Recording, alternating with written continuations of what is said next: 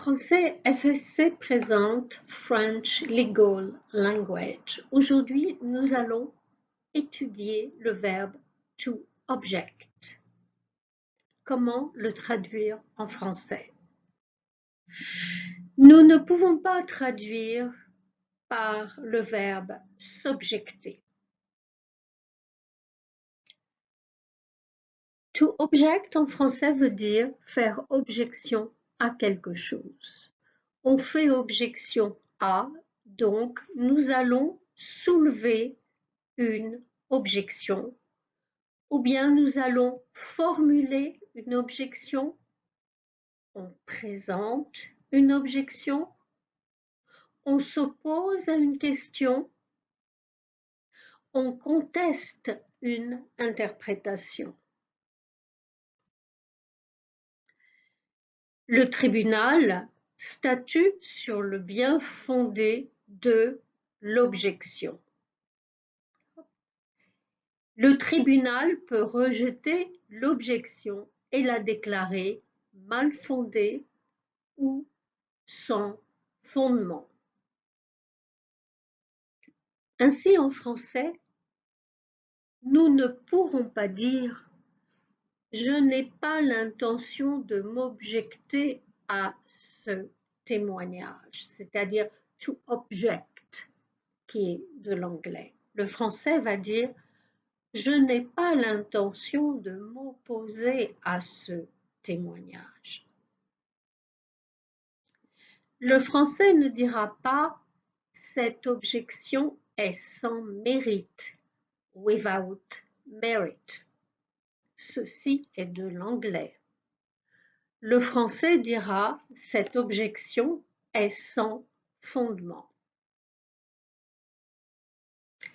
Cette objection n'est pas fondée, c'est correct, mais en termes juridiques, on dira « Cette objection est sans fondement » ou bien « Cette objection est mal fondée ». En français, nous ne dirons pas « Je m'objecte » à l'interprétation de mon confrère. Encore une fois, c'est de l'anglais. On dira « Je conteste l'interprétation de mon confrère ». Cet avocat s'est objecté à tout au long du procès. En français, on ne pourra pas utiliser s'objecter.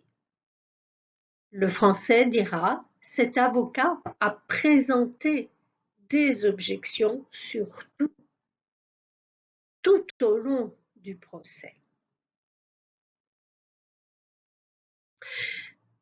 Le verbe objecter existe en français. On objecte quelque chose. Mais le sens ici est précisément d'opposer une difficulté ou une raison. On répond en opposant une difficulté ou une raison. Exemple, il a objecté une défaillance de mémoire pour ne pas avoir à répondre à la question. C'est-à-dire qu'il a répondu en donnant une raison. Ici aussi, le candidat juré a objecté une maladie pour ne pas faire partie du jury, c'est-à-dire qu'il a invoqué, il a donné une raison qui était une réponse au fait qu'il ne pouvait pas faire partie du jury à cause de sa maladie.